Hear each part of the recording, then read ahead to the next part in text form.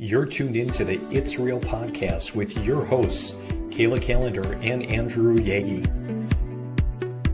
Each week, we'll talk about what happens behind the scenes working full-time in real estate and share with you real-life stories, our successes and failures as we work to help consumers and industry professionals reach their real estate and real-life goals.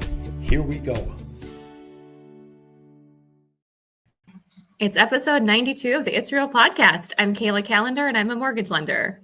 I'm Andrew Yaggie, and I'm a real estate agent. Hey, Andrew Yaggie. How's it going? It's going good, Kayla. It's hard to believe that we're almost through November. It's Thanksgiving week, and the year is almost in the books.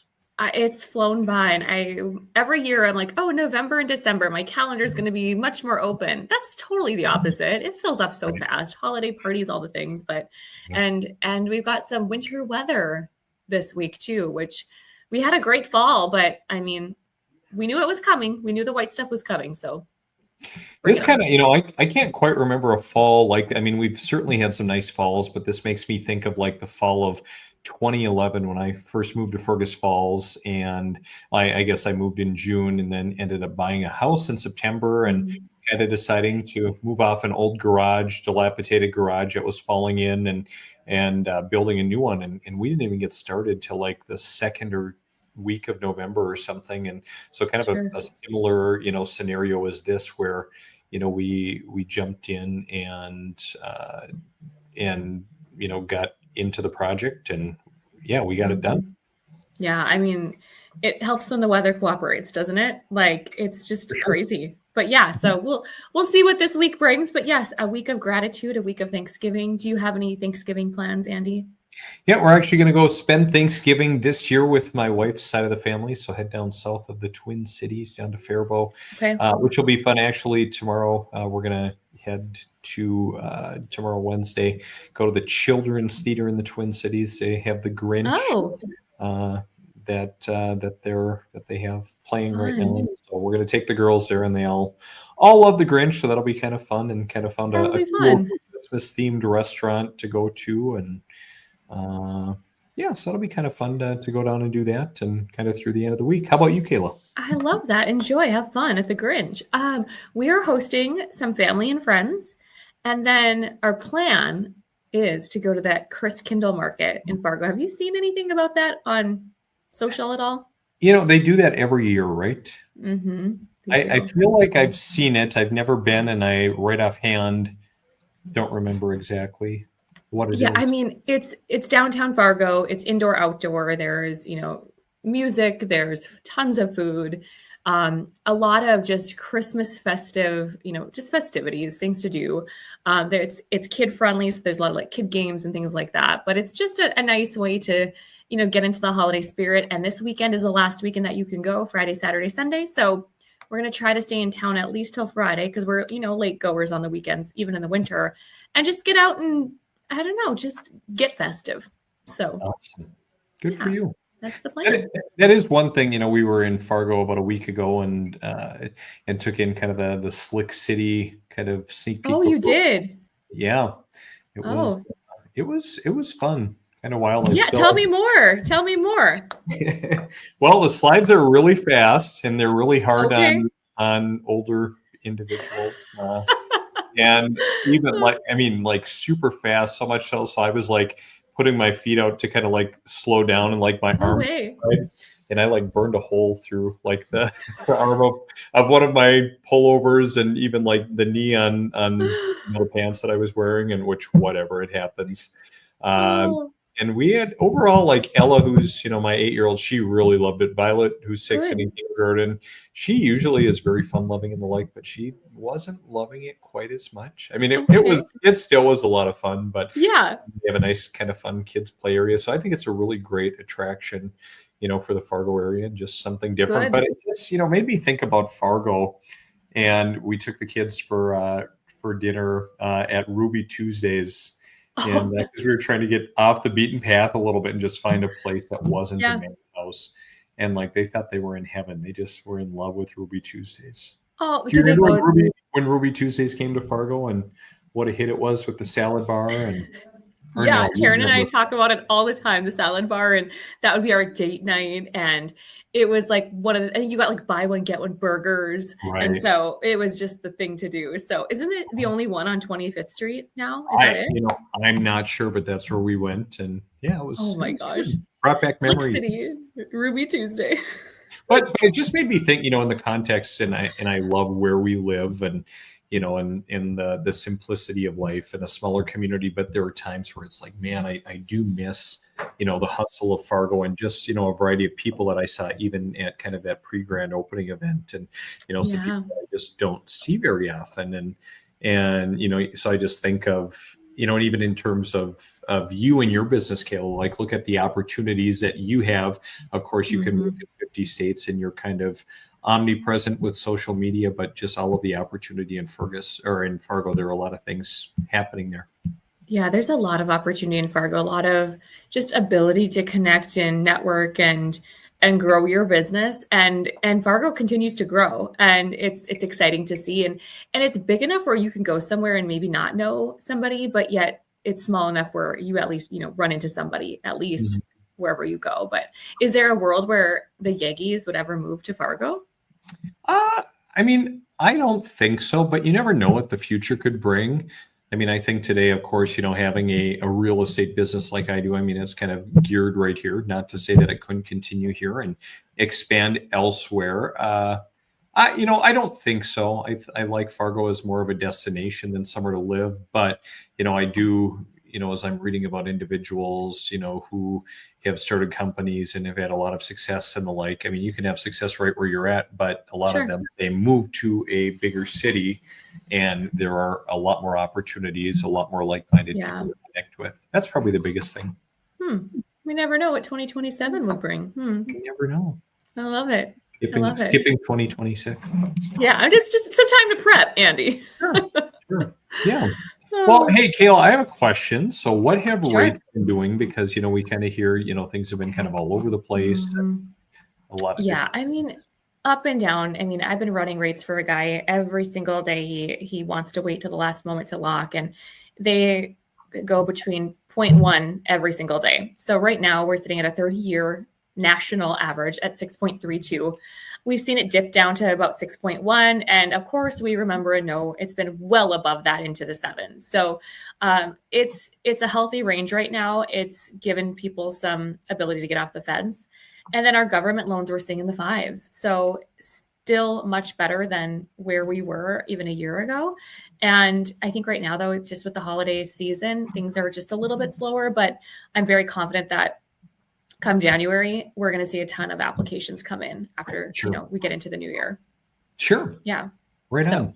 So speaking of that, Kayla, maybe a good thing to talk about today is how to prep for the spring market in December. So we're just, we're days away from December, and it's kind of ironic. I mean, the market, I think, has gone back to a normal market. And I say that not really having ever experienced a normal market, but, probably the slowest, kind of fall moving into winter that I've seen since 2020. I know you're still pretty busy, but you'd maybe agree to some degree with that. Yeah, I think right now, I mean, it seems normal, but I think I've been in the business a decade. So as my business grows year over year, if you're just coming into the business as a new agent or new lender, it's going to feel a little bit different than 2020, 21 for sure. It's going to feel a lot different than 22 and 23. And so I think we're seeing a little bit more normalcy and balance. I think we've talked about it before, that phrase, when the tide rolls out, you see who's swimming naked. We've seen a lot of realtors, a lot of lenders, insurance agents, people just getting out of the business because it has revealed itself that this is a grind and it's not for everybody.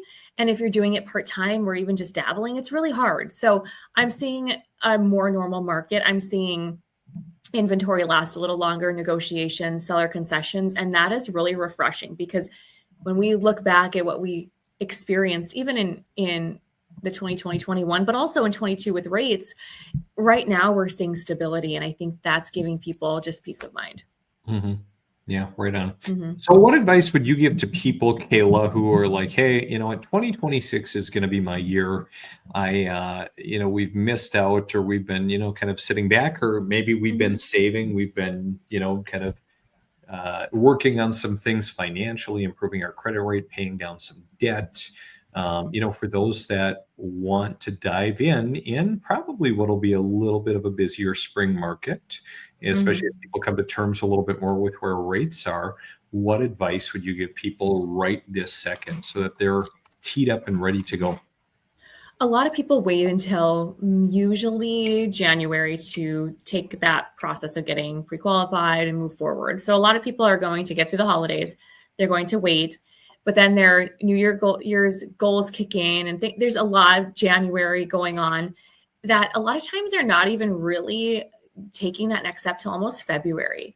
And what lenders see is this influx of applications, and so they're a lot busier. And so you don't have that one-on-one as much at attention, lenders' attention as much, because there's so much that's happening. Because every single year at this time, we've talked about it before, it's I'll circle back next year.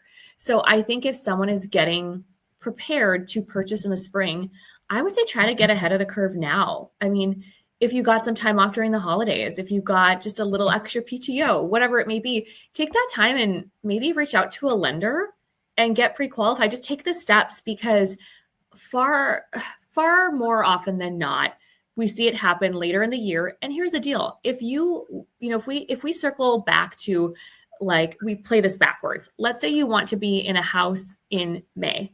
Okay. And typically when you put an offer in, it's 30 to 60 days. So let's just say we go back to March. It takes 30 to 60 days to find a house? That's January. So we would want to get you pre-qualified in November or December. So I would just say start earlier than you think, because you'll have more time, you'll have more attention from your lender, and you'll just be ahead of the curve, because so many people wait until that January, February mark. Mm-hmm.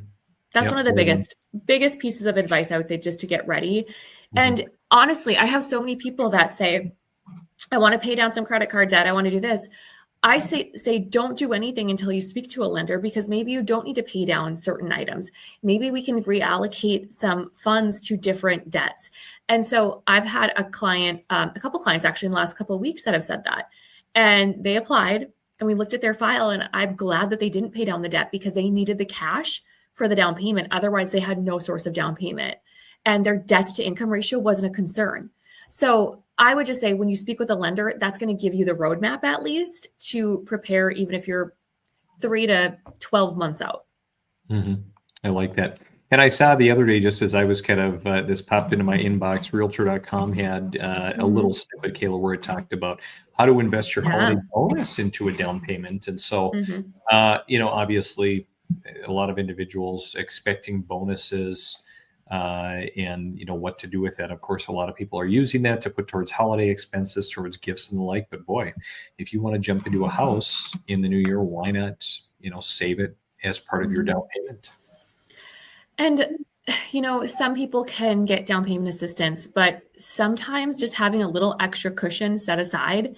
I mean, when you're buying a house, people forget you have to have a home inspection paid for. Typically, you have to write earnest money. So some of those costs come up front. And so I think it's important to, have money set aside. And I see it go both ways, Andy. I see people think that they're going to have to bring $30,000 to close, and it's like $1,200, or I see the opposite. And I think just by setting money aside and investing it, it's easy to blow, right? It's easy to go spend on Christmas gifts and things like that, but more reason to talk to a lender so that you can be told, oh yeah, you've got flexibility. Go buy the AirPods, go buy whatever, or no, hold tight. What's more important, the house or the gifts? So again, another reason. Yep. Well, I'm all with you, Kayla, on preparation, really leading to success. And so even for those individuals listening who say, hey, next year is going to be my year, reach out to a lender of your choice, reach out to an agent, have some conversations, sit down, do some planning, get some of the pieces in place to set yourself up for success, so you can reach your real estate goals in 2026. Well, and it's what is it? An ounce of prevention is a pound of cure, right? And I know we talk about it a lot, but it's so fun. I'm so grateful for the people that take the time to talk to a lender, to take the time to, share your screen on a Zoom or meet in person, have the conversations, because it's a scary process. It's emotional. It's a lot. And we're aware of that. And that's why we encourage this so much with clients, is to take the time, because it can give you such better clarity and confidence. And so that would be my advice. That would be my thing that I'm grateful for too, is I'm grateful for clients that take the time, because it only helps them. Mm-hmm. Yeah. Well, and maybe that's a good spot to end this episode as well, just talking about gratitude. And so when I think back over the course of the year, Kayla, well, first of all, I'm grateful for you and for you showing up and being willing to do this podcast, because I know it does make a difference just based on the conversations I have out in the community, or the people that I have reach out online, and just kind of, a voice of calm and reason. One individual told me, when they're out and just, it's just, we live in such an overwhelming world with a lot of noise and everything. So I'm grateful for you, and grateful to, to be having these conversations. Also, of course, grateful for all the clients we've had the privilege of serving, and even ones that are planning to partner with us in the new year, as they start thinking about their goals. And overall, I'm grateful for the market. It was a little bit of a fickle market this year and kind of all over the board, but we actually had a really, really nice year and helped quite a number of clients reach their goals. That's awesome. And I think it's important to have that moment to be grateful. It's so easy to be in the hustle and bustle and go. Guilty 100%. But I would say I'm grateful for you too, Andy, that you put up with me and my ADHD mind all the time. Super grateful. I'm super grateful that you've been patient with me with my webinar that we've been talking about. I am grateful for appraisers who get appraisals in on time. I'm very grateful for that. And add value with no conditions. And add value, no conditions. Love it. Love that. I kind of went on my Instagram yesterday and talked about how lenders don't create the value, and they don't, determine when that appraisal gets back to us. But anyway, I'm super grateful for appraisers. And this market, it's leveled out, like you said. It's a little bit more normal. People can be more thoughtful with the process. They're not rushed. I love that. And I am incredibly grateful for people that put their trust in us. This is a big deal. It's a lot of money. It's a serious big event. And, people move on average every 7 years. And it's not to be taken lightly when someone comes to us and trusts us. So I'm grateful for partners and clients that put their trust in me. So love it. Amen. Well, Kayla, I know you've got places to be this morning, so great connecting as always. I hope you have a great Thanksgiving in addition to all of those that are watching this. Grateful for all of you. And Kayla, have a great rest of the week. I will if you will. Happy Thanksgiving. Happy Thanksgiving. See ya. Bye.